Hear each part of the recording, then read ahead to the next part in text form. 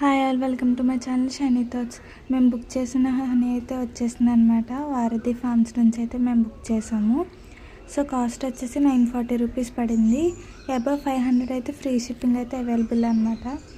Packing అనేది చాలా బాగా చేశారు. సో ఎలాంటి డ్యామేజ్ లేకుండా వచ్చిందని అయితే అనుకుంటున్నాను. ఓపెన్ చేసి చూద్దాము. గ్లాస్ బాటిల్ కాబట్టి చాలా బాగా ప్యాక్ చేశారు. సో ఎలాంటి బ్రేకేజ్ ఉండకూడదని బాగా ఇచ్చారు ప్యాకింగ్. సో బాటిల్ కూడా చాలా బాగుంది. తేనె అనేది న్యాచురల్ హనీ అనమాట.